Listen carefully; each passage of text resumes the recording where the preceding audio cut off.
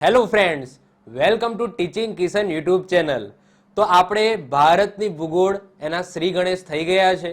આપણે એક લેક્ચર ભારતની ભૂગોળનો મૂકી દીધો, જેની અંદર આપણે ભારતનું ભૌગોલિક સ્થાન અને આપણે ભારતની સીમાની વાત કરી હતી, જેમાં આપણે દરિયાઈ સીમા પ્લસ જમીની સીમાની વાત કરી. સાથે સાથે ભારતના જે પાડોશી દેશો છે એની સાથે ભારતનો સંબંધ કેવો છે એની પણ આપણે વાત કરી લીધી. તો I hope so lecture number 1 તમે જોઈ લીધો હશે. હવે ભૌગોલિક સ્થાન જોતા હતા તો એની અંદર અમુક ઉલ્લેખ થતો હતો રેખાંશ અને અક્ષાંશનો. હવે આ ટોપિક છે ને મને ઘણા સમયથી મને એવું થતું હતું કે આ લેક્ચર હું લઉં, પરંતુ ફાઇનલી હવે ટાઈમ થઈ ગયો છે કે અક્ષાંશ અને રેખાંશનો જે ખ્યાલ છે એ તમને હું પ્રોપરલી સમજાવું. ઘણા લાંબા સમયથી મને એવું લાગતું હતું કે હું આનો લેક્ચર લઉં, કારણ કે જ્યારે હું ગુજરાતની ભૂગોળ ચલાવતો હતો ત્યારે પણ આનો કોન્સેપ્ટ આવ્યો હતો. રિસેન્ટલી મેં ભારતની ભૂગોળ શરૂ કરી તો એની અંદર પણ રેખાંશ અને અક્ષાંશનો કોન્સેપ્ટ આવ્યો છે. આ બહુ બ્રોડ કોન્સેપ્ટ છે. આને સમજવા માટે થોડી તમારી એનર્જીની જરૂર પડશે, થોડા વિઝ્યુલાઇઝેશનની જરૂર પડશે, કારણ કે આ બધી વસ્તુ કાલ્પનિક છે પરંતુ બહુ જ મહત્વની છે. તમને માઇન્ડની અંદર થતું હશે કે ભાઈ અક્ષાંશ અને રેખાંશ શું કરવા બનાવી? આજે પૃથ્વીનો આપણે ઘોડો જોઈએ છે તો એની અંદર તમે કોઈ પણ ઇમેજ હોય તો એની અંદર ઊભી અને આડી લાઈન તમને જોવા મળે છે, જેને આપણે અક્ષાંશ અને રેખાંશ કહીએ છીએ. ઇંગ્લિશમાં આપણે લોંગિટ્યુડ અને લેટિટ્યુડ કહીએ છીએ. તો એની જરૂર શું પડી? શું દર્શાવે છે અક્ષાંશ, શું બતાવે છે રેખાંશ? આ બધી વસ્તુ શું છે? તો આજના લેક્ચરની અંદર આપણે નાનામાં નાની ડિટેલ્સ પણ આની અંદર કવર કરીશું. અને એક્ઝામની અંદર આમાંથી પણ ક્વેશ્ચન પૂછાય છે. એક્ઝામની અંદર એવો ક્વેશ્ચન પૂછાય કે આપણા પૃથ્વી ઉપર કેટલા અક્ષાંશ છે, કેટલા રેખાંશ છે? અક્ષાંશ છે એ શું દર્શાવે છે? રેખાંશ છે એ શું દર્શાવે છે?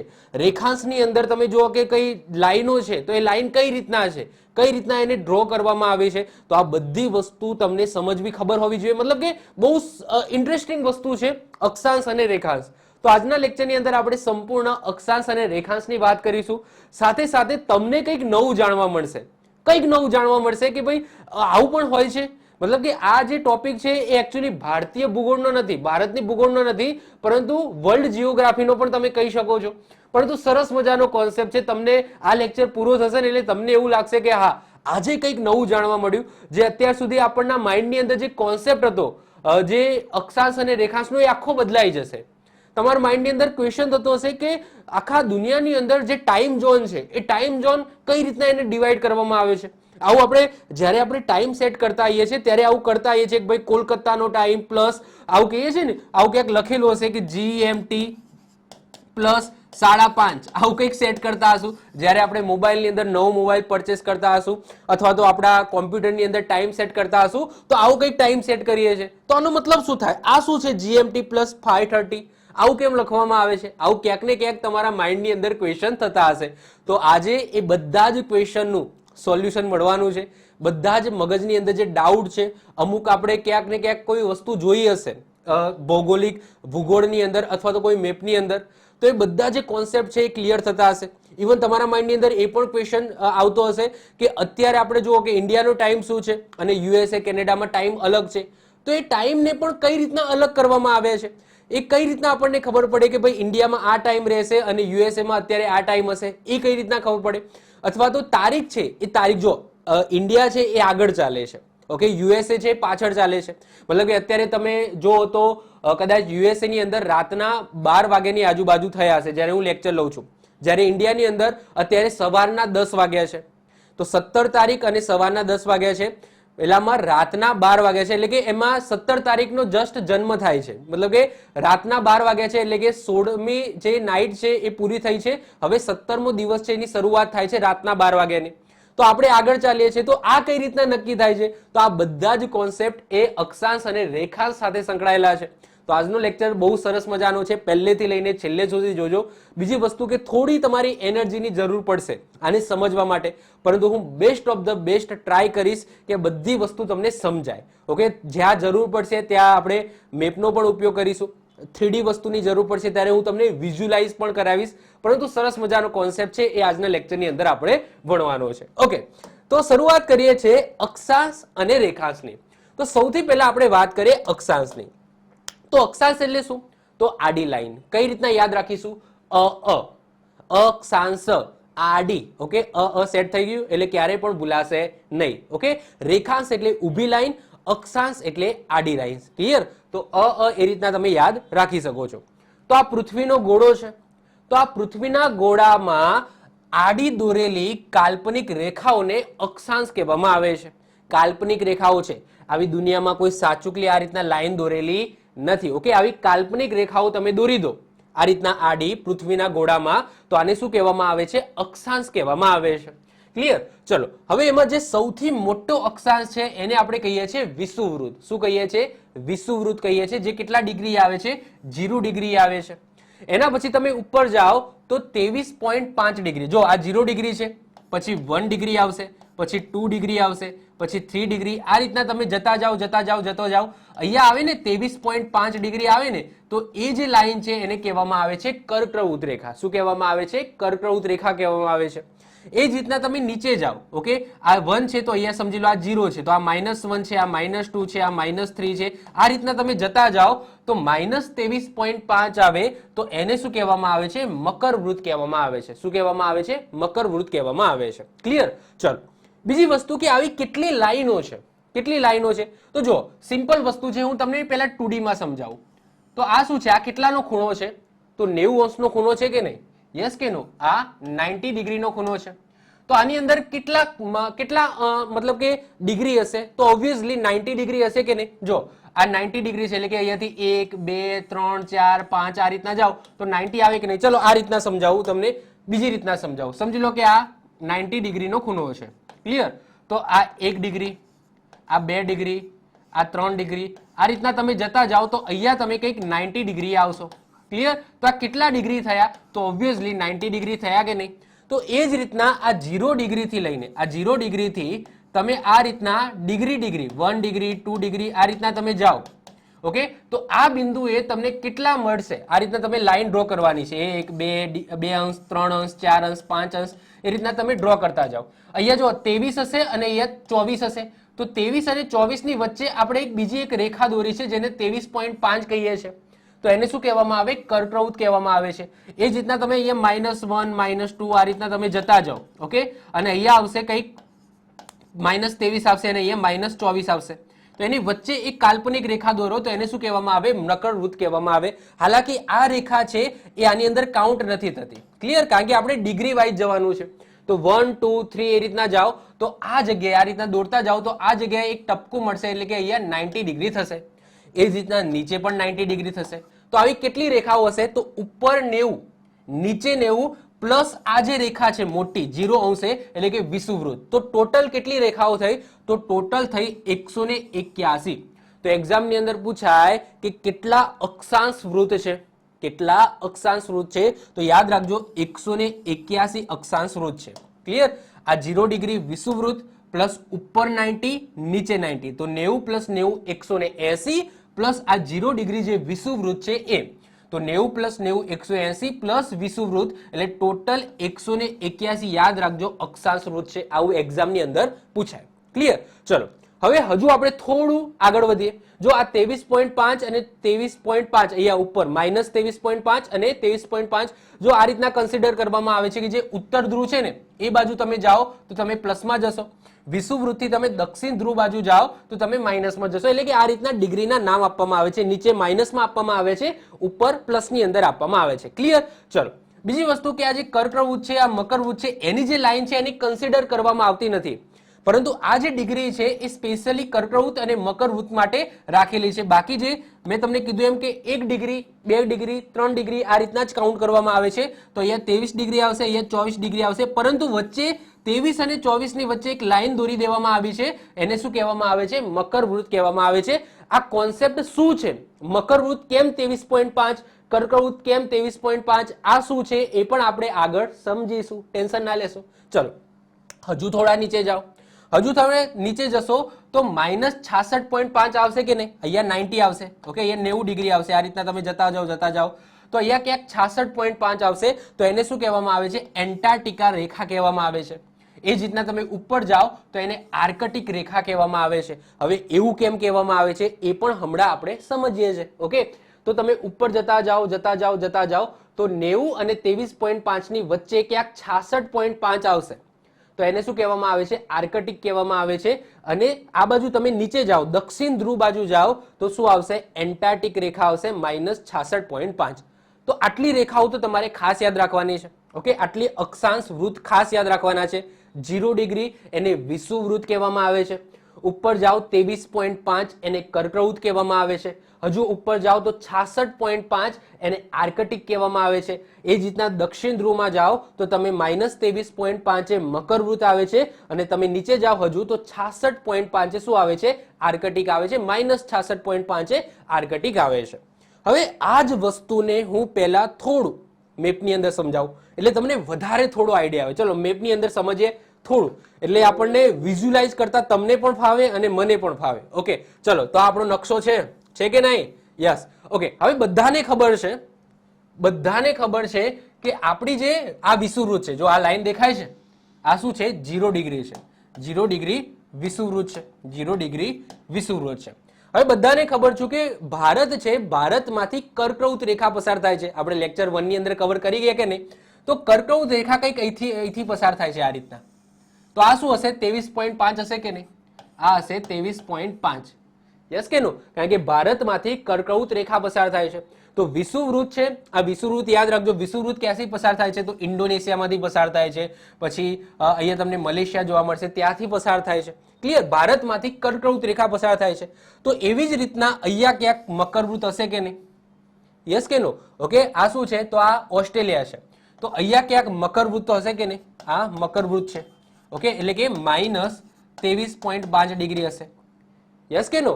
તો અહીંયાથી જો આ રીતના છે, તો આ બધી કાલ્પનિક વસ્તુઓ છે. ઓકે, તો આ વિષુવવૃત્ત તમને બતાવી છે, તો એનાથી તમે ઉપર જાઓ તો 23.5 શું આવશે? કર્કવૃત્ત આવશે. એનાથી તમે નીચે જાઓ તો મકરવૃત્ત આવશે -23.5. ક્લિયર? વિઝ્યુલાઇઝ થાય છે કે? ઓકે, ચલો હજુ થોડું આપણે સમજીએ. હવે બીજું આપણે કીધું હતું 66.5. તો અહીંયા તમે ઉપર જતા જાઓ તો નીચે ઉપર શું આવે છે? ઉપર શું આવે છે? દેખાય છે. તો આર્કટિક આવે છે કે નહીં? તો એ જ મેં તમને કીધું હતું કે છે આ 66.5. ઓકે, ઉપર તમે જાઓ તો ઉપર 66.5 શું આવશે? તો આર્કટિક આવશે. યસ કે નો? આર્કટિક રેખા આવશે.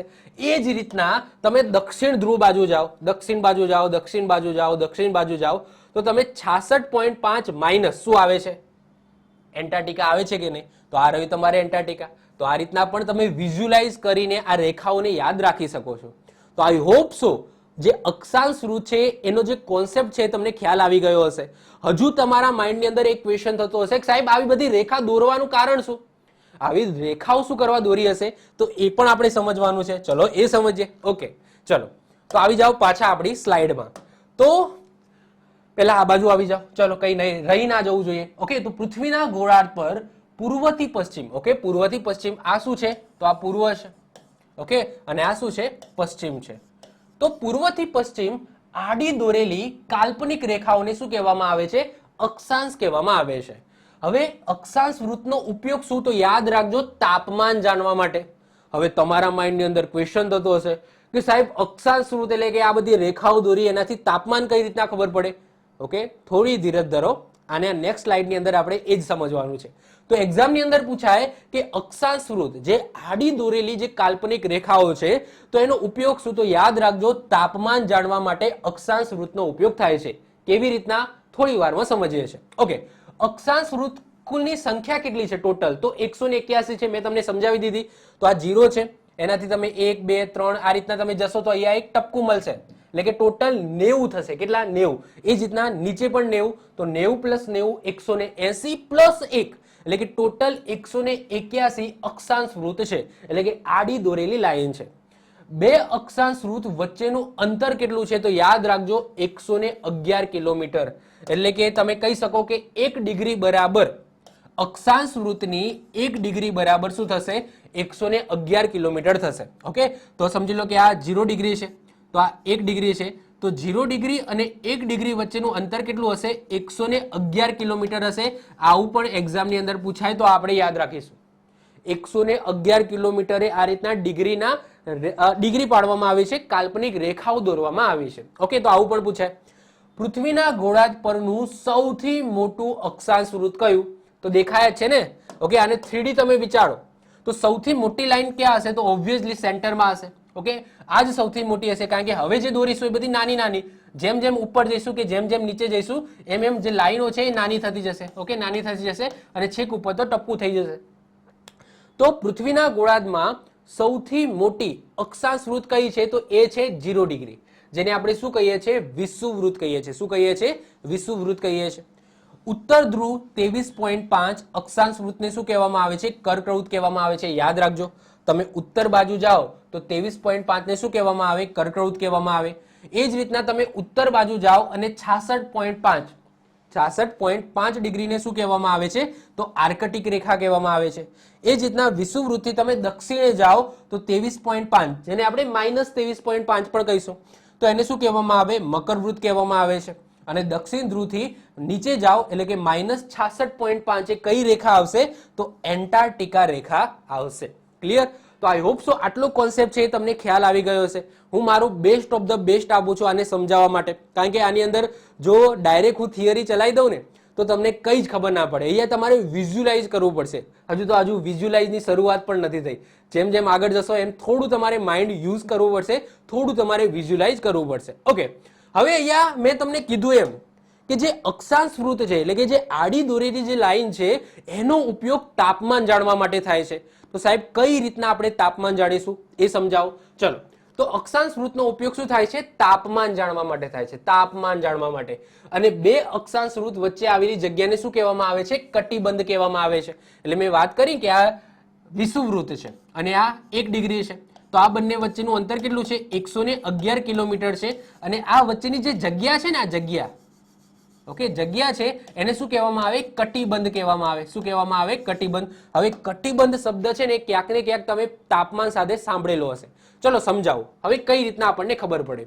હવે આ છે પૃથ્વીનો ગોળો. તમને ખબર છે ને કે પૃથ્વી છે એ પોતાની ધરી ઉપર થોડી નમેલી છે. તો આ તમને નમેલી દેખાય છે, તો ઓકે, તો આ થોડી નમેલી છે. હવે જો હું એક સ્ટેપ આગળ જઉં છું, હવે જે વસ્તુ મેં આગળ ચલાવી હતી એને જ હું અહીંયા પહેલા રિપીટ કરી દઉં. તો આ છે તમારું વિષુવવૃત્ત. ઓકે, આ 0 ડિગ્રી તમારું વિષુવવૃત્ત છે. અહીંયા તમે જાઓ તો આ કર્કવૃત્ત છે 23.5. એ જ રીતના નીચે મકરવૃત્ત છે -23.5. એટલે ખબર પડી. પછી આ જે રેખા છે એ +66.5 આર્કટિક રેખા છે. એ જ રીતના તમે આ જુઓ. ઓકે, હવે જો આ લાઈન કેમ વાળેલી રાખી? કારણ કે હવે 3D વિઝ્યુલાઇઝ કરું છું. અહીંયા સીધી રાખી હતી, અહીંયા મેં લાઈન સીધી રાખી હતી કારણ કે તમે પહેલું પગથિયું ચડતા હતા. હવે થોડું વિઝ્યુલાઇઝ કરો તો આ જે લાઈનો હશે કેવી હશે? સીધી હશે? ના, કારણ કે પૃથ્વીનો જે ગોળો છે એ ગોળાકાર છે. તો ઓબ્વિયસલી મારે 3D માં બતાવીએ તો હું આ રીતના બતાવીશ. ઓકે, એટલા માટે તમને અહીંયા આ ટાઈપનો વળાંક જોવા મળે છે. ખ્યાલ આવે છે? ક્લિયર? એટલે વિષુવવૃત્ત સીધી હશે, પછી બીજી બધી જે લાઈનો હશે આ રીતના હશે. ઓબ્વિયસલી આ રીતના હશે કારણ કે રાઉન્ડ આકારે છે આપણી પૃથ્વી. અને આ છે -66.5 એન્ટાર્કટિકા. ક્લિયર? તો આ વસ્તુ તો આપણે આગળ જોઈ ગયા. આ છે ઉત્તર ધ્રુવ અને આ છે દક્ષિણ ધ્રુવ. હવે જ્યારે પણ પૃથ્વી છે એ પોતાની ધરી ઉપર ફરે છે, તમને ખબર છે પોતાની ધરી ઉપર પણ ફરે છે, સાથે સાથે સૂર્યનું પણ ચક્કર કાઢે છે. યસ કે નો? ઓકે, તો જ્યારે પણ ધરી ઉપર ફરશે તો એ આ રીતના જ ફરશે, આ રીતના જ ફરશે. અને સૂરજ ક્યાં છે? અહીંયા છે. સૂરજ ક્યાં છે? અહીંયા છે. તો યાદ રાખજો સૌથી વધારે જે ગરમી છે એ કઈ જગ્યાએ પડતી હશે? તો યાદ રાખજો વિષુવવૃત્ત ઉપર. દેખાય છે આ સન છે આપણું અને આ છે આપણી પૃથ્વી. તો અહીંયા જે સીધા કિરણો છે, સૂર્યના જે સીધા કિરણો છે એ કઈ જગ્યાએ પડતા હશે? તો આ જે વિષુવવૃત્ત છે એ જગ્યાએ પડતા હશે. ક્યાં પડતા હશે? આ વિષુવવૃત્તની જગ્યાએ પડતા હશે. ક્લિયર? હમણાં હું મેપની અંદર પણ આ બધી વસ્તુ સમજાવું છું. તો વિષુવવૃત્ત પર પડતા હશે. પછી કર્કવૃત્ત અને મકરવૃત્ત. ઓકે, આની વચ્ચે જે વિષુવવૃત્ત છે આ જે પોર્શન દેખાય છે, આ જે અલગ કલરનો પોર્શન દેખાય છે ત્યાં ગરમી વધારે પડે છે. કેમ? કારણ કે સૂર્યના સીધા કિરણો પડે છે. એના પછી તમે અહીંયા આવી જાઓ તો કર્કવૃત્તથી લઈને આર્કટિક, કર્કવૃત્તથી લઈને આર્કટિક. એ જ રીતના તમે નીચે આવી જાઓ તો મકરવૃત્તથી લઈને એન્ટાર્કટિક. આ જે પોર્શન છે ને ત્યાં મીડિયમ ગરમી પડે છે, મતલબ કે બહુ ઓછી પણ નહીં અને બહુ વધારે પણ નહીં. કારણ કે તમે જો સૂર્ય અહીંયા છે તો સૌથી વધારે ગરમી અહીંયા પડે છે. તો એટલા જ માટે આ જે પોર્શન છે એટલે કે કર્કવૃત્તથી લઈને મકરવૃત્તનો જે પોર્શન છે એને શું કહેવામાં આવે છે? ઉષ્ણકટિબંધ કહેવામાં આવે છે. શું કહેવામાં આવે? ઉષ્ણકટિબંધ કહેવામાં આવે. એના પછી કર્કવૃત્તથી લઈને આર્કટિક અને એ જ રીતના નીચે મકરવૃત્તથી લઈને એન્ટાર્કટિક. આ જે પોર્શન છે ત્યાં બહુ ગરમી પણ નથી પડતી, બહુ ઠંડી પણ નથી પડતી. ક્લિયર? તો આ જે પોર્શન છે તો એને શું કહેવામાં આવે? સમશીતોષ્ણ કહેવામાં આવે. સમશીતોષ્ણ એટલે બહુ ગરમી પણ નહીં, બહુ ઠંડી પણ નહીં. ક્લિયર? અને એના પછી તમે ઉત્તર ધ્રુવ બાજુ જાઓ કે દક્ષિણ ધ્રુવ બાજુ જાઓ, ત્યાં તો સૂર્યના કિરણો પહોંચતા જ નથી. કારણ કે તમે દેખો સૂર્ય અહીંયા છે, એટલા જ માટે અહીંયા તમને બરફ છવાયેલો જોવા મળે છે. ક્યાં? તો મેપમાં હું બતાવું છું. તો આને શું કહેવામાં આવે? શીત કટિબંધ કહેવામાં આવે. શીત કટિબંધ કહેવામાં આવે. તો આર્કટિક થી લઈને 90 ડિગ્રી અને એન્ટાર્કટિક થી લઈને 90 ડિગ્રી, તો આ બંને જે પોર્શન છે એને શું કહેવામાં આવે? શીત કટિબંધ કહેવામાં આવે. એટલે કે ત્યાં બરફ છવાયેલો હોય છે. હવે આ જ વસ્તુને હું મેપમાં બતાવું એટલે તમને વધારે વિઝ્યુઅલાઇઝ કરી શકો. ઓકે, તમને એવું લાગતું હશે કે ભાઈ હા, તાપમાન જાણવા માટે પણ આનો ઉપયોગ થાય છે. જો આ જે લાઈન છે આને શું કહેવામાં આવે? વિષુવવૃત્ત કહીશું. ચલો આપણે ઇન્ડિયા પહેલા આવી જાઓ. ઓકે, આ રહ્યું ઇન્ડિયા. ઓકે, ઇન્ડિયાથી તમને વધારે ખ્યાલ આવશે. ચલો, તો આ છે વિષુવવૃત્ત. ઓકે, તો આ છે 0 ડિગ્રી વિષુવવૃત્ત. આ જગ્યાએ જે પણ દેશ હશે, જેમ કે ઇન્ડોનેશિયા છે, પછી આ મલેશિયાનો પોર્શન છે, પછી આ દક્ષિણ આફ્રિકા છે, તો આ જે પોર્શનમાં જેટલા પણ દેશો આવતા હશે ને, અહીંયા બહુ જ ગરમી પડતી હશે, ભયાનક ગરમી પડતી હશે. ક્લિયર? એના પછી તમે અહીંયા આવી જાઓ. જો આપણે અહીંયાથી કર્કવૃત રેખા પસાર થાય છે. યસ કે નો? તો આ કર્કવૃત છે, આપણી કર્કવૃત છે. ઓકે, એ જ રીતના અહીંયા શું હશે? મકરવૃત હશે. તો આ 0 ડિગ્રીની આ બાજુ અને આ બાજુ જેટલા પણ આ પોર્શનમાં જેટલા પણ દેશો હશે ને, ત્યાં ભયાનક ગરમી પડતી હશે, કારણ કે અહીંયા સૂર્યના સીધા કિરણો પડે છે. ક્લિયર? પછી કર્કવૃતથી લઈને તમે ઉપર જાઓ અને આ બાજુ મકરવૃત્તિ લઈને તમે નીચે જાઓ, આ રીતના. તો આ જે પોર્શન છે ને એ સમશીતોષ્ણ છે, એટલે કે ત્યાં વધારે બહુ ગરમી પણ નહીં પડતી હોય, બહુ વધારે ઠંડી પણ નહીં પડતી હોય. તો તમે જુઓ કે આપણું ગુજરાત છે એ ક્યાં આવે છે? તો કર્કવૃત રેખા ત્યાંથી પસાર થાય છે. ઇવન ઇન્ડિયાની વાત કરીએ તો ઇન્ડિયામાં પણ કર્કવૃત રેખા આ રીતના પસાર થાય છે. તો અહીંયાથી જે નીચેના દેશો હશે ત્યાં થોડી વધારે ગરમી પડતી હશે એઝ કમ્પેર ટુ ઉત્તરના જે રાજ્યો છે એની અંદર. ઓકે, તો જે નીચેના રાજ્યો છે ભારતના, એમાં ગરમી વધારે હશે ઉપરના રાજ્યો કરતા. તમને ખબર હશે કે અહીંયા હિમાલય ને બધું છે. ઓકે, તો અહીંયા ઠંડી વધારે પડે છે, વધારે પડે છે અહીંયા એઝ કમ્પેર ટુ થોડી. ઓકે, સોરી, અહીંયા ઠંડી વધારે પડે છે એઝ કમ્પેર ટુ નીચે ઓછી પડે છે. ગરમી નીચે થોડી વધારે પડે છે, પરંતુ કર્કવૃત રેખામાં અહીંયા છે ને, તો આપણું ભારત છે ને સમશીતોષ્ણ તમે કહી શકો કે બહુ વધારે ગરમી પણ નથી પડતી, ના બહુ વધારે ઠંડી પડે છે. ક્લિયર? ચલો, હવે મેં વાત કરી કે એના તમે ઉપર જાઓ, કર્કવૃતથી પછી ઉપર તમે જતા રહો. ઓકે, તો ઉપર તમે જોશો ને તો બરફ જ છવાયેલો છે. આ દેખાય છે, કારણ કે અહીંયા સૂર્યના કિરણો પડતા જ નથી. આ તમે જો. ઓકે, દેખાય છે, નકરો બરફ છવાયેલો છે. બધા દેશો તમે જોઈ લો ઉપરના, દેખાય છે, કારણ કે અહીંયા સૂર્યના કિરણો પડતા જ નથી. ક્લિયર? તો આ જે આર્કટિક રેખા છે, આર્કટિક થી તમે 0 ડિગ્રી જાઓ, ઓકે, તો ત્યાં બરફ છવાયેલો જોવા મળશે. એ જ રીતના તમે નીચે જાઓ, દક્ષિણ ધ્રુવમાં જાઓ, તો નીચે તો તમે જુઓ. ઓકે, આ જે એન્ટાર્કટિક ખંડ છે, ઓકે, આ જે એન્ટાર્કટિક ખંડ છે આખો બરફથી છવાયેલો છે. આ વ્હાઈટ વ્હાઈટ છે, આ બધું બરફ છે. તો આ દક્ષિણ ધ્રુવ તમારો આવી ગયો. તો ત્યાં પણ સૂર્યના કિરણો પડતા નથી. ઓકે, બહુ જ લિમિટેડ પડે છે. તો તમે સમજી શકો છો કે કઈ રીતના અક્ષાંશ વૃત્તથી તમે તાપમાન જાણી શકો છો. એક્ઝામ્પલ તરીકે કોઈ કહે કે ભાઈ હું આ જગ્યાએથી બિલોંગ કરું છું, તમે મને કહી શકો કે હું મારા દેશની અંદર કેટલી ગરમી પડતી હશે? તો હું કહી દઈશ કે ભાઈ તમારો જે દેશ છે એ ક્યાં શેનો આવે છે, વિષુવવૃત્તથી કઈ બાજુ આવે છે અને કેટલા અંતરે આવે છે. તરત હું કહી દઈશ કે ભાઈ આ દેશનું જે વાતાવરણ છે, જે ગરમી છે એ આવી કંઈક હશે. તો આઈ હોપ સો તમને ખ્યાલ આવી ગયો હશે કે કઈ રીતના આ જે અક્ષાંશ વૃત્ત છે જેનાથી આપણને પૃથ્વી ઉપર કઈ જગ્યાએ કેટલું તાપમાન હશે એનો આપણે અંદાજો લગાવી શકીએ છીએ. એટલે જ આપણે પેલું સાબિત કરવાનું હતું, થઈ ગયું કે નહીં, કે અક્ષાંશ વૃત્ત છે એનો ઉપયોગ શેના માટે થાય છે? તો તાપમાન જાણવા માટે થાય છે. ક્લિયર? ચલો, આ ત્રણ વસ્તુ મેં સમજાવી, એક વખત રિપીટ કરી દઉં છું. ઉષ્ણ કટિબંધ તો 0 થી લઈને 23.5. ઓકે, આ 0 ડિગ્રી છે વિષુવવૃત્ત, ત્યાંથી લઈને 23.5 ઉપર અને નીચે બંને. ઓકે, તો ઉપર અને નીચે બંને, તો એને શું કહેવામાં આવે? ઉષ્ણ કટિબંધ કહેવામાં આવે છે. 12 માસ સૂર્યના કિરણો સીધા પડે છે. જે પૃથ્વીનો કેટલા ટકા ભાગ છે? 40%. આ જે ભાગ દેખાય છે ગ્રીન કલરનો, આ પૃથ્વીનો કેટલા ટકા ભાગ છે? તો 40% ભાગ છે. તો એક્ઝામની અંદર એવું પૂછાય કે ઉષ્ણ કટિબંધ વિસ્તારની અંદર, ઓકે, ઉષ્ણ કટિબંધ જે વિસ્તાર છે એ પૃથ્વીના કેટલા ટકા ભાગ રોકે છે? તો યાદ રાખજો 40% ભાગ રોકે છે. ઓકે, આ જે પોર્શન છે 40%. તો પૃથ્વીના 40% ભાગની અંદર સૂર્યના સીધા કિરણો પડે છે એવું તમે કહી શકો. એના પછી બીજા નંબરે આવે છે સમશીતોષ્ણ, જે 23.5 થી લઈને 66.5 ઉપર નીચે બંને.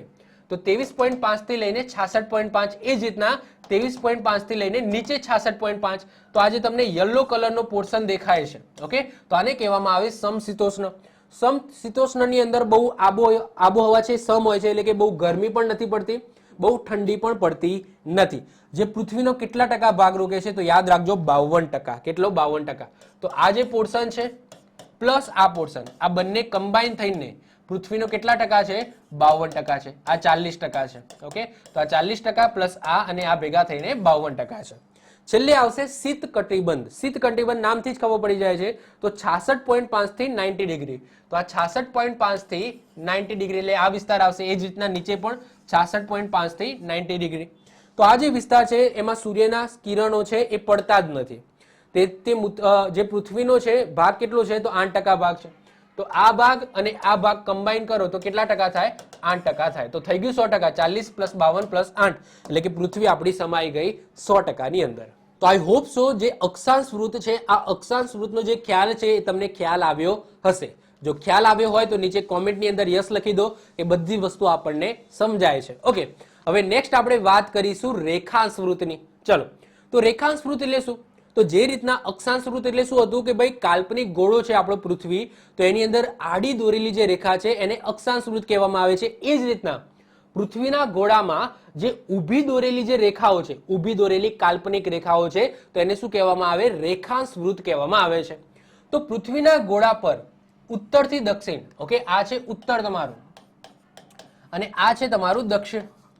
તો ઉત્તરથી દક્ષિણ દોરેલી કાલ્પનિક ઊભી રેખાઓને શું કહેવામાં આવે છે? રેખાંશ વૃત્ત કહેવામાં આવે છે. રેખાંશ વૃત્તની સંખ્યા કેટલી છે? તો 360 છે. 360 છે. તમને ખબર જ છે ને કે ભાઈ કોઈ વસ્તુ છે, ઓકે, સમજી લો કે XYZ. ચલો આ રીતના સમજાવવા દો. ઓકે, તો આ 0 ડિગ્રી છે, અહીંયાથી હું શરૂ કરું તો ત્યાંથી ફરીને પાછો અહીંયા આવી જાઉં તો આને શું કહેવામાં આવે? 360 ડિગ્રી કહેવામાં આવે. તો એ જ રીતના તમારે જો આ રીતના લાઈન નથી ગણવાની. ફરીથી રિપીટ કરું છું, આ જે લાઈનો દોરી છે એ આખું ગોળ 3D માં વિચારો, આખું ગોળ તમારે નથી ગણવાનું. જો આ લાઈન છે ને એ આટલાથી શરૂ કરીને આ જ બસ આ એક લાઈન, એ જ રીતના આટલાથી આ 2 લાઈન, આ 3 લાઈન, આ 4 લાઈન, આ 5 લાઈન, 6 લાઈન, આ રીતના તમારે આખું રાઉન્ડ ચક્કર કરવાનું છે. એટલે કે આખું રાઉન્ડ તમારે એક નથી ગણવાનું, આખું રાઉન્ડ નથી ગણવાનું, અડધું જ ગણવાનું છે. આને એક કહીશું આપણે, એક રેખાંશ કહીશું, આને 2 કહીશું. આ રીતના આખું નહીં ગણીએ. ખ્યાલ આવે છે હું શું કહેવા માંગુ છું? ઓકે, આ સમજી લો કે બોલ છે, તો આ 1 2 અહીંયાથી શરૂ કરવાનું, અહીંયા એન્ડ કરી દેવાનું. આ 1 2 3 આ રીતના આપણે આખું રાઉન્ડ મારવાનું છે. ક્લિયર? આખું એક રાઉન્ડને એક નહીં ગણીએ, એને આપણે 2 ગણવા પડશે. એટલે કે આ લાઈન અલગ છે અને અહીંયાથી પછી આ રીતના જે 3D હશે એ લાઈન પાછી અલગ. તો આ રીતના તમે ગણો. ઓકે, તો આ 1 અંશ, આ 2 અંશ, 3 અંશ, 4 અંશ, 5 અંશ, તો આવી ગણો ગણો ગણો ગણો ગણો. તો અહીંયા પાછા આવો ત્યારે કેટલી થઈ જશે? 360 થઈ જશે કે નહીં? 360 ડિગ્રી થશે કે નહીં? ઓકે, તો આ રીતના પૂછાય કે ભાઈ રેખાંશ કેટલી છે? તો 360 છે. ક્લિયર? એટલે કે 1 અંશ બરાબર 1 રેખાંશ છે. 1 અંશ બરાબર 1 રેખાંશ. કેમ? કારણ કે જો એક ચક્કર પૂરું કરો એટલે આને 360 કહેવાય. 360 ડિગ્રી. તો 1 ડિગ્રી બરાબર 1 રેખાંશ થયું કે નહીં? 1 રેખાંશ છે. 1 ડિગ્રી બરાબર 1 રેખાંશ છે. ક્લિયર? તો અક્ષાંશ કેટલી હતી? અક્ષાંશ 181 હતી. રેખાંશ કેટલી છે? તો યાદ રાખજો 360 છે. કેટલી છે? 360 છે. 2 રેખાંશ વૃત્ત વચ્ચેની જગ્યાને શું કહેવામાં આવે? ગોરે અથવા તો ગાર કહેવામાં આવે. આ જે 2 રેખાંશ વૃત્ત છે, આ 2 રેખાંશ વૃત્ત વચ્ચે જે જગ્યા છે ને આને શું કહેવામાં આવે? ગોરે અથવા તો ગાર કહેવામાં આવે છે. યાદ રાખજો. અને એ ફરક કેટલો હોય છે? તો યાદ રાખજો 4 મિનિટનો. 4 મિનિટનો ફરક હોય છે. હવે તમારા માઇન્ડની અંદર મોટો ક્વેશ્ચન થતો હશે કે સાહેબ આપણે અક્ષાંશ વૃત્તની અંદર તો કિલોમીટરમાં ગણ્યું હતું કે ભાઈ 2 અક્ષાંશ વૃત્ત વચ્ચેનું જે જગ્યા છે એ 111 કિલોમીટર હોય છે, જ્યારે અહીંયા ફરક છે મિનિટમાં આવી ગયો. કેમ? કારણ કે રેખાંશ વૃત્તનો ઉપયોગ જ એ છે કે ભાઈ આપણે તારીખ, વાર અને સમય એ જાણી શકીએ છીએ. એટલા માટે અહીંયા જે ડિફરન્સ છે ને 2 રેખાંશ વૃત્તનો એ મિનિટમાં હશે. ક્લિયર? તો એક્ઝામની અંદર પૂછાય કે બે રેખાંશ વૃત્ત વચ્ચેનું અંતર કેટલું, તો યાદ રાખજો 4 મિનિટ. એટલે તમે કહી શકો કે 1 ડિગ્રી બરાબર 4 મિનિટ, કારણ કે જે રેખાંશ વૃત્ત છે એ ડિગ્રીમાં છે. ઓકે, 360 ડિગ્રી એટલે કે દર ડિગ્રીએ 1 ડિગ્રી 2 ડિગ્રી 3 ડિગ્રી આ રીતના ગણો. ઓકે, તો આ રીતના 360 છે, તો 2 ડિગ્રી ઓકે એટલે કે 1 ડિગ્રી બરાબર કેટલું થશે, 4 મિનિટ થશે કે નહીં? 4 મિનિટ. યસ કે નો? 1 ડિગ્રી બરાબર શું થશે, 4 મિનિટ થશે. તો એક્ઝામની અંદર પૂછાય કે બે રેખાંશ વૃત્ત વચ્ચેનું અંતર કેટલું, તો યાદ રાખજો 4 મિનિટ. શું આવશે તમારો આન્સર? 4 મિનિટ તમારો આન્સર આવશે. પરંતુ એમ પૂછાય કે બે અક્ષાંશ વૃત્ત વચ્ચેનું અંતર, તો 111 કિલોમીટર. એ કિલોમીટરમાં હશે, કારણ કે આ વસ્તુ શું છે ખબર છે, સમય બતાવે છે. આગળ આપણે આનો કોન્સેપ્ટ છે એ સમજીએ છીએ કે ભાઈ રેખાંશ વૃત્તનો ઉપયોગ શું. કારણ કે રેખાંશ વૃત્ત છે એ સમય છે, વાર છે. તમે આને ક્રોસ કરો ને એટલે તમારો સમય બદલાઈ જાય, તમારી વાર બદલાઈ જાય. કઈ રીતના, હમણાં આપનો જે કોન્સેપ્ટ છે એ સમજીએ છીએ. ઓકે, રેખાંશ વૃત્તનો ઉપયોગ શું, તો યાદ રાખજો સ્થળ અને સમય છે એ નિર્ધારિત કરવા. સ્થળ અને સમય, તમે કયા સ્થળે ઊભા છો અને એ જગ્યાએ કેટલો સમય હશે, તો એ નિર્ધારિત કરવા માટે રેખાંશ વૃત્તનો ઉપયોગ થાય છે. હવે જે 0 ડિગ્રી છે તો એને શું કહેવામાં આવે છે, ગ્રીનિજ રેખા કહેવામાં આવે છે. એટલે કે ઇંગ્લિશમાં કહે તો એને GMT રેખા કહેવામાં આવે છે, એટલે કે ગ્રીનવિચ મીન ટાઈમ કહેવામાં આવે છે. હવે સાહેબ આપણે 0 લઈશું ક્યાંથી? કારણ કે જો આગળ આપણે વાત કરી હતી અક્ષાંશ વૃત્તની, તો અક્ષાંશ વૃત્તમાં ભાઈ જે સૌથી મોટું હતું એ વિષુવવૃત્ત છે. સૌથી મોટું હતું એ વિષુવવૃત્ત આપણે લઈ લીધું. પરંતુ સારું અહીંયા 0 ડિગ્રી ક્યાંથી લઈશું? કારણ કે અહીંયા તો બધા સરખા છે, બધી રેખાંશ વૃત્ત સરખી છે. જો અહીંયાથી તમે શરૂ કરો અને આ બાજુ આ બાજુ આ બાજુ, તો એવું તો છે ને કે ભાઈ એક મોટી છે એક નાની છે?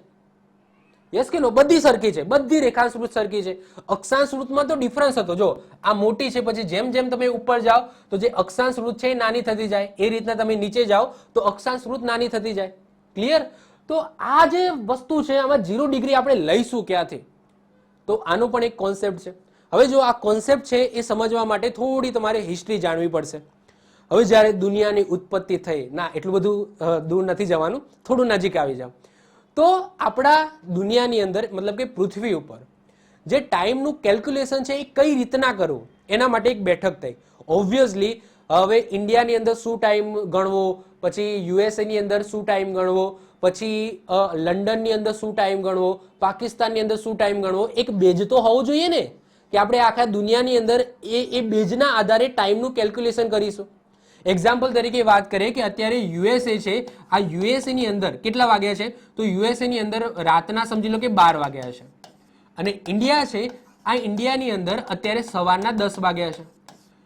તો આમાં કયા બેઝના આધારે કીધું કે ભાઈ આ રાતે 12 વાગ્યા છે અને ઇન્ડિયામાં સવારે 10 વાગ્યા છે? કોઈ એક બેઝ તો હશે ને કે એ બેઝના આધારે આપણે કેલ્ક્યુલેટ કર્યું, એમાં પ્લસ માઇનસ કરીને કે ભાઈ અત્યારે યુએસએમાં 12 વાગ્યા છે અને ઇન્ડિયામાં 10 વાગ્યા છે. એક સ્ટાન્ડર્ડ ટાઈમથી આપણે કેલ્ક્યુલેટ કરવું પડશે કે નહીં?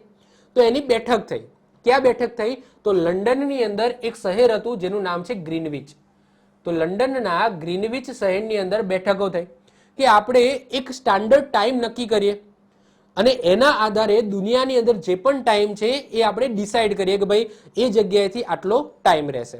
જેમ કે અત્યારે તમે જુઓ કે ઇન્ડિયાની અંદર આપણે જ્યારે પણ ઇન્ડિયાની અંદર ટાઈમ સેટ કરીએ છીએ તો આવું હોય છે, GMT પ્લસ 5:30. આવું હોય છે કે નહીં? આવું સેટ કરીએ છીએ. તો આ શું છે? 5:30. એટલે કે જે GMT રેખા છે એમાં પ્લસ 5:30 કરી દો ને એટલે આપણને ઇન્ડિયાનો ટાઈમ મળી જાય. આપણા ઇન્ડિયાનો ટાઈમ મળી જાય. એક્ઝામ્પલ તરીકે USA ની વાત કરીએ, આ ઇન્ડિયાની વાત કરી. USA માં વાત કરીએ કે GMT માઇનસ સમજી લો કે 4 કરો એટલે આ USA નો ટાઈમ મળી જાય. આ એક્ઝામ્પલ તરીકે લઉં છું કે GMT માઇનસ 4 કરો કારણ કે ઇન્ડિયા આગળ ચાલે છે, ઓકે, અને USA પાછળ ચાલે છે. તો GMT જે સમય હશે એમાંથી 4:30 બાદ કરો, 4.5 કલાક બાદ કરો તો તમને USA નો ટાઈમ મળી જાય. તો એક બેઝ તો જોઈએ ને, તો આ જે બેઝ છે તો આને શું કહેવામાં આવે છે? 0 ડિગ્રી કહેવામાં આવે છે. હવે નક્કી કર્યું કે આપણે 0 ડિગ્રી રાખીશું ક્યાં?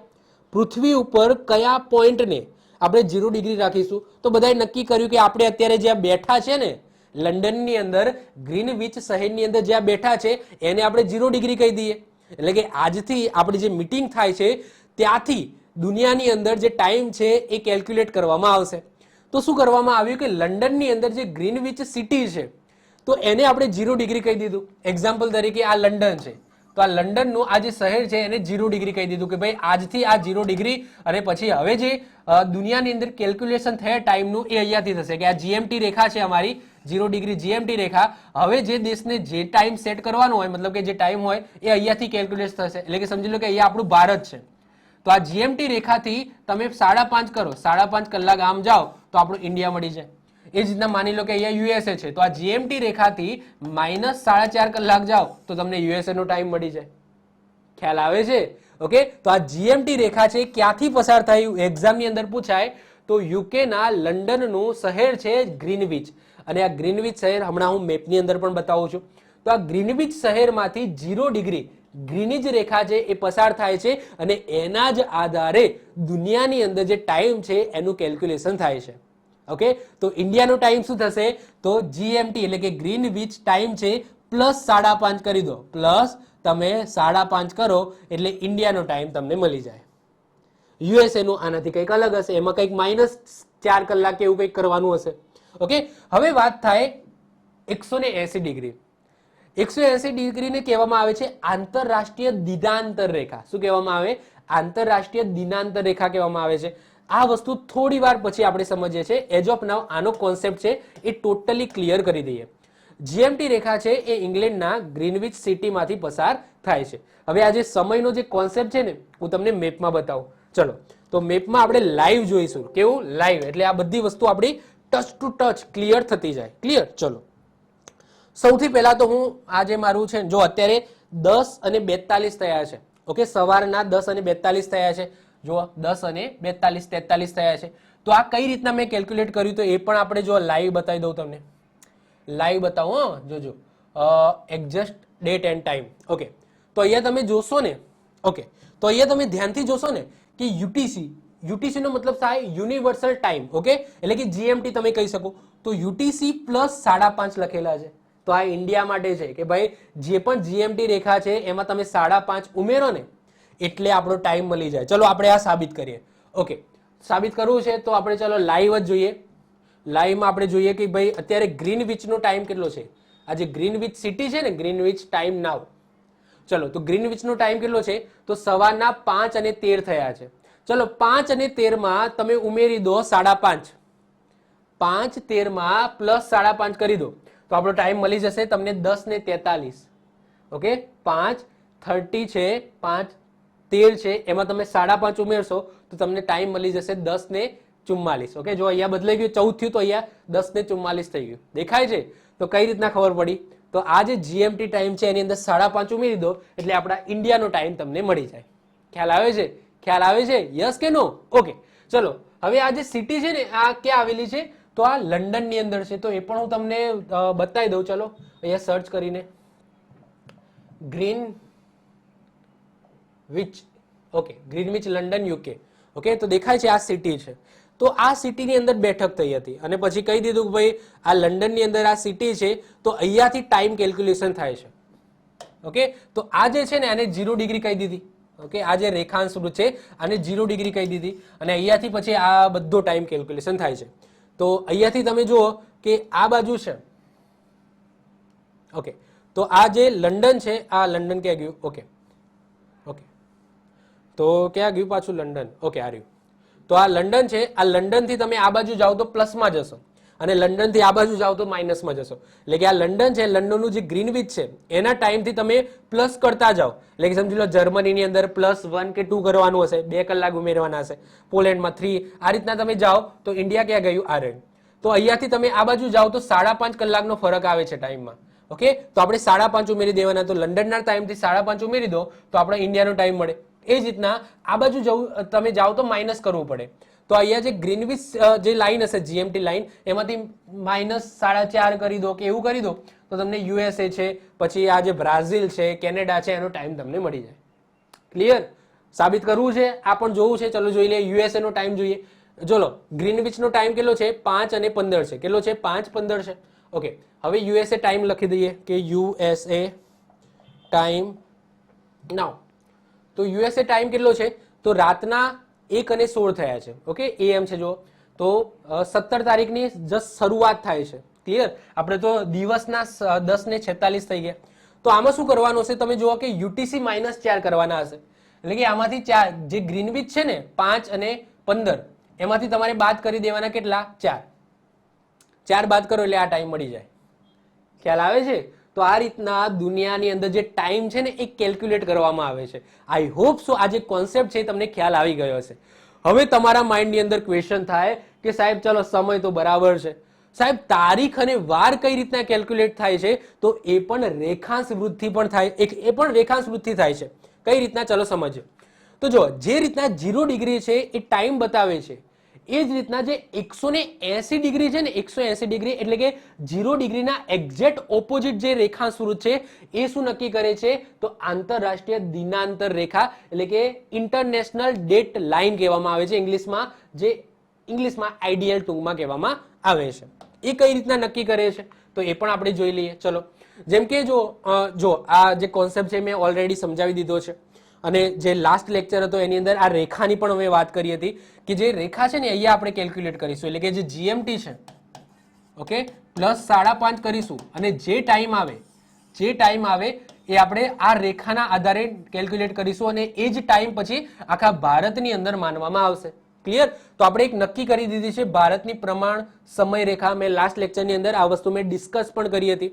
તો અહીંયા જે પણ સમય હશે આ લાઈને એ આખા ભારતનો સમય રહેશે, કારણ કે ઓબ્વિયસલી ભારતની અંદર એક જ દેશની અંદર અલગ અલગ સમય રખાય નહીં, કારણ કે આપણો પૂર્વ અને પશ્ચિમ આ છેડા વચ્ચે 2 કલાકનું અંતર છે. કેટલા? 2 કલાકનું અંતર છે. તો ઓબ્વિયસલી અહીંયા સમજી લો કે સવારના 10 વાગ્યા હોય, ઓકે એ સૂર્યોદય પહેલા થાય છે, સૂર્યોદય પહેલા થાય છે. તો અહીંયા કેટલા વાગ્યા હશે? આપણા ગુજરાતની અંદર 8 જ વાગ્યા હશે સવારના. ક્લિયર? તો આટલો 2 કલાકનો ફરક છે. એવું એક જ દેશની અંદર આ રીતના સમયનો ડિફરન્સ ના હોવો જોઈએ. ક્લિયર? એના કારણે જ ઓકે આપણે આ જે પ્રમાણિત રેખા છે એને બેઝ તરીકે રાખીને અહીંયા જે પણ સમય હશે એ આપણા આખા દેશનો સમય એવું આપણે રાખીશું, જે શું હશે? જીએમટી પ્લસ 5.5 હશે. ક્લિયર? ચલો, અને આ કેટલો ફરક હશે એ પણ હું તમને કહી દઉં કે આ 2 કલાકનો ફરક એટલે 30 ડિગ્રી. કેટલા? 30 ડિગ્રી. હવે કેવી રીતના ખબર પડી? મતલબ કે આ શું છે? 30 ડિગ્રી શું છે? તો મેં વાત કરી કે આ બધી રેખાંશ વૃત્ત છે. તો આવી 30 રેખાઓ, કેટલી?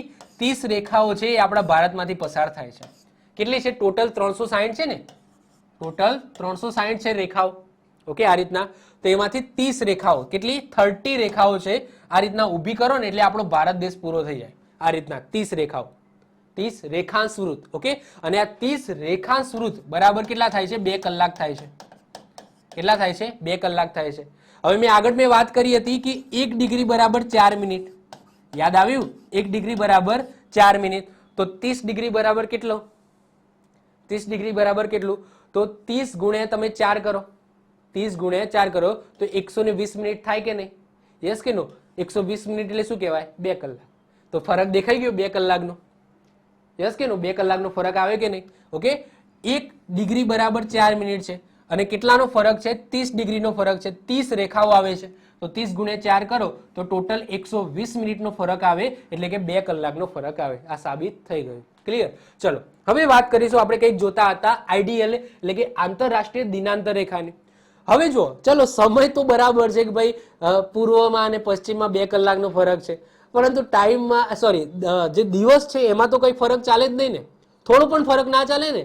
મતલબ કે માની લો કે ઇન્ડિયા છે, ઇન્ડિયામાં વચ્ચોવચથી આ રેખા જે પસાર થઈ જતી હોય તો પૂર્વ બાજુ માની લો કે 17 તારીખ હોય તો પશ્ચિમ બાજુ 16 તારીખ હોય. આવું થાય કે નહીં?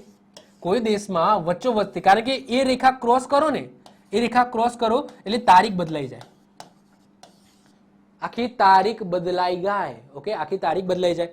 માની લો કે આપણે આગળ ચાલીએ છીએ, માની લો કે રાતના 12 વાગ્યા છે, રાતના 12 વાગ્યા છે, આ 11 વાગ્યા અને આ સમજી લો કે 1 વાગ્યો. આ રાતની વાત કરું છું કે આ રાતના 12 વાગ્યા છે, આ 11 વાગ્યા છે અને આ 1. ઓકે, 11, 12 અને 1 આ રીતના લખેલું છે. તો ઓબ્વિયસલી જેવું હું 12 ક્રોસ કરીશ, રાતના 12 ક્રોસ કરીશ એટલે મારી તારીખ બદલાઈ જશે. એટલે કે માની લો કે મારી 16 તારીખ છે. ઓકે, તો હું જેવું રાતના 12 વાગે ક્રોસ કરીશ એટલે મારી તારીખ બદલાઈ જશે અને 17 થઈ જશે. ઓકે કે નહીં? ઓકે, પરંતુ જો યુએસએ ની અંદર 16 જ હશે. કેમ? કારણ કે યુએસએ પાછળ ચાલે છે, યુએસએ પાછળ ચાલે છે. ઇન્ડિયાની અંદર તારીખ 17 થઈ ગઈ, રાતના 12 વાગ્યા પછી. પરંતુ હજુ યુએસએ ની અંદર 16 જ તારીખ છે, કારણ કે એમાં તો એ ઇન્ડિયાથી બહુ જ પાછળ ચાલે છે. જો 5 + 4 એટલે કે 9 9.5 કલાક ઓકે અંદાજિત પાછળ ચાલે છે. તો 9.5 કલાક પછી 16/17 થવાના છે, એટલે કે તારીખ બદલાવાની છે. પરંતુ આપણી તારીખ બદલાઈ ગઈ, એટલે કે એક જ સમયે અલગ અલગ દેશની અંદર અલગ અલગ તારીખ છે. તો એ નક્કી કોણ કરશે? તો એ કરશે આ આઈડિયલ રેખા, એટલે કે આંતરરાષ્ટ્રીય દિનાંતર રેખા. કોણ કરશે? આંતરરાષ્ટ્રીય દિનાંતર રેખા. અને આંતરરાષ્ટ્રીય દિનાંતર રેખા ક્યાંથી પસાર થાય છે એ પણ જોઈ લઈએ. તો જે ગ્રીનવિચ સિટી છે, જેને આપણે 0 ડિગ્રી લઈ લીધું, તો એના એક્ઝેક્ટ ઓપોઝિટ ઓકે આ જે આઈડીએલ છે આંતરરાષ્ટ્રીય દિનાંતર રેખા પસાર થાય છે. અને જેવું તમે આઈડીએલ ક્રોસ કરો એટલે તમારી તારીખ બદલાઈ જાય. તમારી તારીખ બદલાઈ જાય. એક્ઝામ્પલ તરીકે વાત કરીએ કે અત્યારે ઇન્ડિયામાં 17 તારીખ છે. માની લો કે રાતના 1 વાગ્યા છે, તારીખ બદલાઈ ગઈ છે 17. અહીંયાથી મેં ફ્લાઇટ પકડી અને સીધો ગયો યુએસએ ગયો. તો જેવી અહીંયા એક વચ્ચે લાઈન હશે જેને આંતરરાષ્ટ્રીય દિનાંતર રેખા કહીશું, જેવું હું ક્રોસ કરી, કારણ કે યુએસએમાં તો 16 તારીખ જ ચાલુ છે, જેવું આ લાઈન ક્રોસ કરીશ એટલે મારી તારીખ બદલાઈ જશે. હું 16 તારીખમાં પાછો આવી જઈશ. ઓકે, તો કઈ રીતના થાય છે એ પણ જોઈ લઈએ. તો જો એ રેખા કંઈક આવી દેખાય છે. હવે આ વાંકી ચૂકી કેમ દેખાય છે? કારણ કે ઓબ્વિયસલી વચ્ચે કોઈ દેશ આવી જાય તો એ દેશને મારે આ રીતના જ કરવું પડે ને. એના દેશ ઉપરથી તો આ રીતના લાઈન ના ખેંચે, કારણ કે એક જ દેશની અંદર પછી 2 તારીખો થઈ જાય. એટલા માટે જે આઈડિયલ રેખા છે, આંતરરાષ્ટ્રીય દિનાંતર રેખા છે, એ ઝિગઝેગ છે. કારણ કે વચ્ચે કોઈ દેશ આવે છે તો એ દેશને મારે આ રીતના ક્રોસ કરવો પડશે, વચ્ચેથી ના લેવાય. જો વચ્ચેથી લઈ લઉં, આ દેશની વચ્ચેથી લઈ લઉં, તો અહીંયા તારીખ કંઈક અલગ હશે, અહીંયા તારીખ અલગ હશે. અહીંયા 16 તારીખ હોય તો અહીંયા 17 તારીખ હશે. તો એવું ન થાય એના કારણે આ રેખા છે એ ઝિગઝેગ આકારે લીધી છે. કારણ કે ઝિગઝેગ આકારે લેવી પડે, કારણ કે જે કોઈ દેશ છે તો એ દેશ છે એને મારે આ રીતના અંડોળી દેવો પડે, મતલબ કે એના બહારથી લેવી પડે, કોઈ દેશના ઉપરથી ના લઈ શકાય, કારણ કે એક જ દેશની અંદર 2 તારીખો પાછી થઈ જાય એટલા માટે. ક્લિયર? તો એક્ઝામની અંદર એવું પૂછાય કે પૃથ્વીના ગોળાર્ધમાં કઈ એવી રેખા છે, કાલ્પનિક રેખા છે, એ ઝિગઝેગ આકારે છે, એટલે કે વાંકી ચૂંગી છે. તો યાદ રાખજો, એક જ માત્ર રેખા છે, એ છે આઈડીએલ, એટલે કે આંતરરાષ્ટ્રીય દિનાંતર રેખા છે. તમે જેવું આઈડીએલ ઓળંગો એટલે તમારો તારીખ અને વાર છે બદલાઈ જાય. આઈડીએલ રેખા છે એ પૃથ્વીના ગોળાર્ધમાંથી પ્રશાંત મહાસાગર, બેરિંગની સમુદ્રધુની અને આર્કટિક મહાસાગરમાંથી પસાર થાય છે. ચલો આપણે જોઈએ. ઓકે, આપણે લાઈવ જોઈએ, લાઈવ. ઓકે, આમાં કઈ ખબર ના પડે, આપણને લાઈવ વધારે ખબર પડે. ચલો, તો આ રેખા છે, જો આ રેખા ક્યાં છે, આ દેખાય છે. આપણે મેપ જોતા હશું ત્યારે આ લાઈન દેખી હશે, આપણે ક્યાંક ને ક્યાંક જોઈ હશે, અને આપણા માઇન્ડની અંદર થતું હશે કે આ લાઈન શું દોરી હશે. આપણને આ લાઈન ખબર હશે કે ભાઈ સીધી લાઈન છે તો આ વિષુવવૃત્ત હશે, પરંતુ આ લાઈન આપણને જોઈ હશે કે આ લાઈન શું બતાવે છે. ઓકે, તો આ શું છે? આંતરરાષ્ટ્રીય દિનાંતર રેખા છે. એટલે કે જેવું તમે આ ક્રોસ કરો ને એટલે તમારી તારીખ બદલાઈ જાય. એટલે કે માની લો કે અહીંયા જો ઇન્ડિયા છે, ઓકે, એક્ઝામ્પલ તરીકે વાત કરીએ, આ ઇન્ડિયા છે. ઓકે, ઇન્ડિયામાં માની લો કે ઓકે આ ઇન્ડિયામાં માની લો કે રાતના 1 વાગ્યા છે અને તારીખ 17 થઈ ગઈ છે. અહીંયાથી તમે ફ્લાઇટ પકડો, પકડો, આ રીતના આવો, આ બાજુ આવો, આ બાજુ આવો. ઓકે, અને અહીંયા પેલી જે વચ્ચે આ બાજુ આવો તો અહીંયા સેમ હશે, પરંતુ અહીંયાથી તમે જાઓ, આમ જાઓ. ઓકે, અને જેવી તમે આ લાઈન ક્રોસ કરી, અહીંયા ઇન્ડિયાથી તમે યુએસએ જાઓ, અને જેવી તમે આ લાઈન ક્રોસ કરી તો તમારી તારીખ છે બદલાઈ જશે. તારીખ તમારી બદલાઈ જશે, કારણ કે વચ્ચે તમને શું મળી? આંતરરાષ્ટ્રીય દિનાંતર રેખા મળી. અને આંતરરાષ્ટ્રીય દિનાંતર રેખાને તમે ક્રોસ કરશો, યુએસએમાં પહોંચશો તો અહીંયા હજુ 16 તારીખ જ ચાલુ હશે. અને આ દિનાંતર રેખા તમે જોશો કે વાંકી ચૂંકી છે. કેમ? હજુ તમે દેખાય છે કે આવું કંઈક છે, તો તમે જો કે અહીંયા ક્યાંક આઈલેન્ડ હશે, જો આ રહ્યો. ઓકે, આવા ટાઈપના આઈલેન્ડ હશે, જે માની લો કે અહીંયા કોઈ દેશ હશે એને બિલોંગ કરતા હોય, તો એને મારે આ રીતના કરવું જ પડે. જો અહીંયાથી હું ખેંચી લઉં તો અહીંયા તારીખ અલગ હોય, અહીંયા તારીખ અલગ હોય. એક જ દેશની અંદર 2 તારીખ ના હોવી જોઈએ ટૂંકમાં. ઓકે, એટલા માટે તમે જોશો કે અહીંયા નાના નાના આઈલેન્ડ દેખાય છે. અરે હવે એ આઈલેન્ડ છે એ આ દેશને બિલોંગ કરતા હોય તો મારે એ આ રીતના જ લેવા પડે. પછી અહીંયાથી ખેંચી દઉં તો પછી અહીંયા આ આઈલેન્ડ ઉપર તારીખ અલગ હોય અને આ કેનેડામાં તારીખ અલગ હોય. તો એવું ન થાય એના કારણે આ જે રેખા છે એ આ રીતના ખેંચવામાં આવી છે. ક્લિયર? તો આવી હોપ સો જે અક્ષાંશ અને રેખાંશનો જે કોન્સેપ્ટ છે તમને ખ્યાલ આવી ગયો હશે. ઓકે, હવે છેલ્લે એક વસ્તુ મારે ખાલી સમજાઈ દેવી છે, 4 મહત્વપૂર્ણ તારીખો જે મને લાગ્યું કે આ કદાચ એક્ઝામની અંદર પૂછાઈ જાય એવું છે. ઓકે, તો આપણી જે પૃથ્વી છે, ઓકે, આ પૃથ્વી છે થોડી નમેલી છે. બધા માનો છો કે નહીં? ઓકે, માનવું જ પડશે, સાયન્ટિફિકલી પ્રૂવ થયેલું છે. ઓકે, એ પૃથ્વી પોતાની ધરી ઉપર તો ફરે છે, સાથે સાથે આ સૂરજ છે એની આજુબાજુ પણ ફરે છે. અને સૂરજની જેમ જેમ આજુબાજુ ફરે છે એ જ રીતના આપણા જે શિયાળો, ઉનાળો, ચોમાસું એ બદલાય છે. કેમ? કારણ કે જો આપણી જે સૂરજની આજુબાજુ ફરે છે તો એ કયા આકારે ફરે છે? ગોળ આકારે નથી ફરતું, આ રીતના ફરે છે, આ રીતના ફરે છે. તો અહીંયા સૂરજ છે અને અહીંયા પૃથ્વી છે. જો પૃથ્વી છે એ સૂરજની નજીક આવશે તો એ સમય ઉનાળો ચાલતો હશે. યસ કે નો? ઓકે. દૂર જશે તો એ વખતે દૂર હશે તો પ્રકાશ ઓછો પડતો હશે તો શિયાળો ચાલતો હશે. તો આઈ હોપ સો કોન્સેપ્ટ તમને ખબર છે. મેં ઓલરેડી જનરલ સાયન્સની અંદર મેં બ્રહ્માંડ ચલાવેલો છે.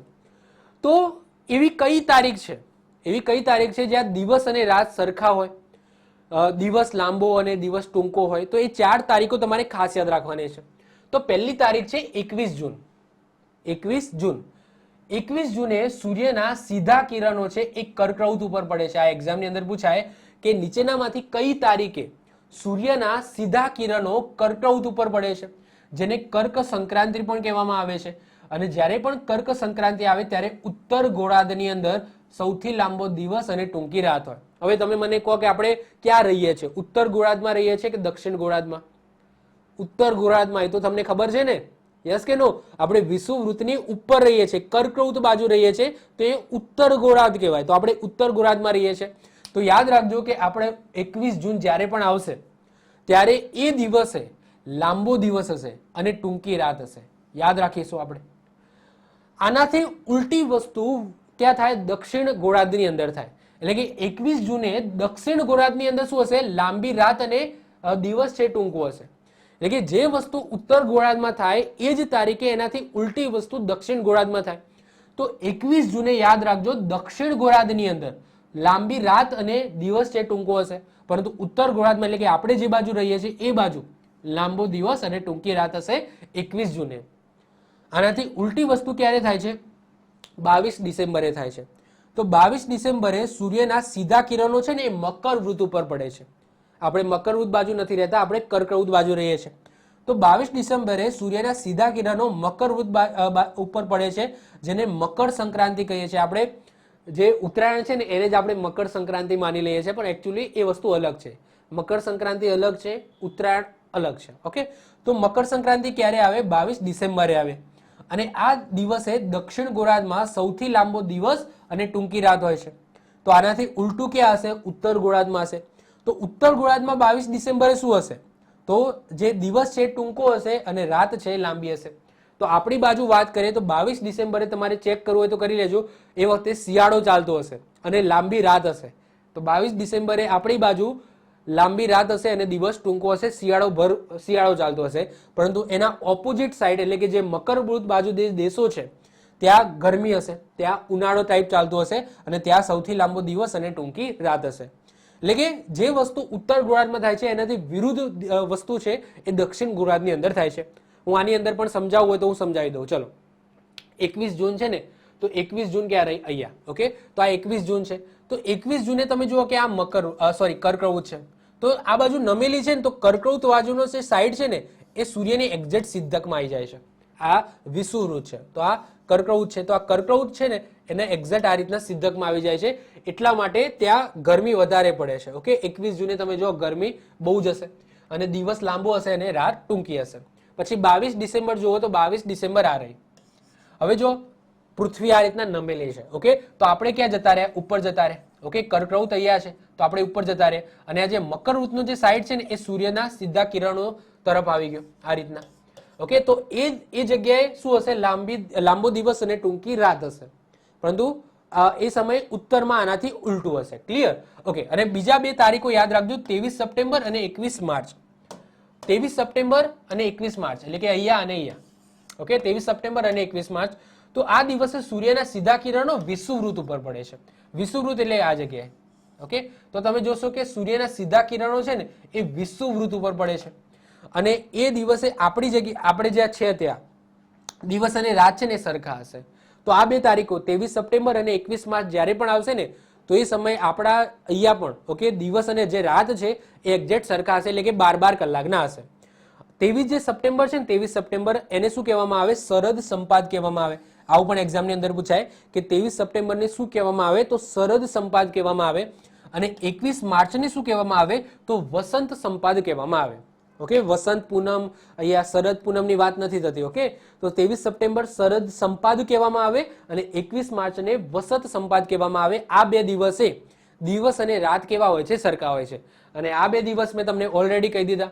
ઉત્તર ગોળાર્ધની અંદર 21 જૂન દિવસ લાંબો, રાત ટૂંકી હોય છે. અને 22 ડિસેમ્બરમાં આ જ વસ્તુ દક્ષિણ ગોળાર્ધમાં થાય છે, એટલે કે દિવસ લાંબો અને રાત ટૂંકી થાય છે. ક્લિયર? તો આ એક કોન્સેપ્ટ હતો. આ જે તારીખો હતી એ મને સમજાવવાની મને લાગી અને હું ભૂલી ગયો હતો જ્યારે મેં બ્રહ્માંડ ચલાવ્યું હતું એ સમયે. તો મેં અત્યારે લાગ જોઈને ઓકે વચ્ચે મૂકી દીધો. ક્લિયર? તો તમારો એક પણ કોન્સેપ્ટ રહી ના જાય. તો આઈ હોપ સો અક્ષાંશ અને રેખાંશનો જે ખ્યાલ છે એ તમને ખ્યાલ આવ્યો હશે. મેં best of the best try કર્યો છે આ વસ્તુને સારામાં સારી રીતના સમજાવવાનું. તો પણ હજુ કોઈ ડાઉટ હોય, આઈ હોપ સો ડાઉટ તો નહીં જ હોય, પરંતુ તો પણ ડાઉટ હોય તો તમે નીચે કોમેન્ટ કરી શકો છો, હું એનો આન્સર આપીશ. ઓકે, તો મળીશું નેક્સ્ટ લેક્ચરની અંદર. બાય, ઓલ ધ બેસ્ટ, જય હિન્દ, જય ભારત.